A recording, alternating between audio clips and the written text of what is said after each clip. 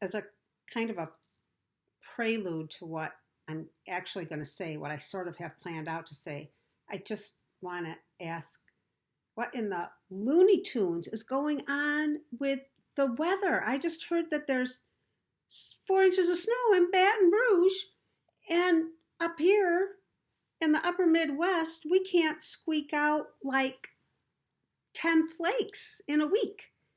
And I had these big sledding plans with my grandkids, and maybe this is God's way of saying I'd break a limb. Could be.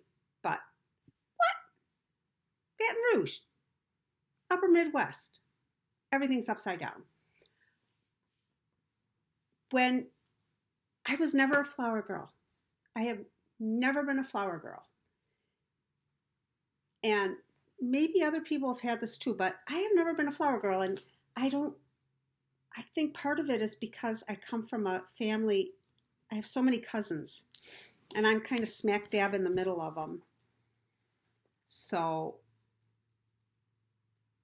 there were always cousins before or after me who got to be flower girls in other cousins' weddings. Maybe cute or two, but whatever. And I haven't been even in that many weddings. Again, lots of family, lots of friends who have other friends also. But I saw that there's a trend lately to have flower grandparents. And if, Lord willing, he keeps me on earth long enough and I can actually function and have enough brain power left to like scatter petals, I'm going to start a campaign with my grandchildren to tell them, isn't a flower grandmother a great idea? I'm going to try to do that. So my theme today is reality reboot. It was also reality redo and reality do-over. You get the idea. I'm trying to take the reality that I didn't ever get to be a flower girl and redo it into FlowerGranny. So we'll see how that goes. I'll let you know in about 15 years. I'm reading Narnia. I'm listening again. I've read them so many times, and they're so good. And somewhere along the line of the first readings through and now, I learned that C.S. Lewis lost his mother at a very young age. And it was very tragic. And in The Magician's Nephew, Diggory is, his mother's very ill and she's dying. But in The Magician's Nephew, this is a spoiler alert, Diggory gets to give his mother a wonderful fruit that gives her health and youth, and she lives many years. And I always wondered if that was, once I learned about it, if that was C.S. Lewis's way of redoing his reality. And I did sort of the same thing in my first book when I was growing up. My dad would tell the story about his grandpa who lived up in the UP of Michigan, and he was a kind of a street preacher. And he'd go into the little town and, I don't know, hand out tracts, whatever, ask people if they knew the Lord, whatever. He was also blind. And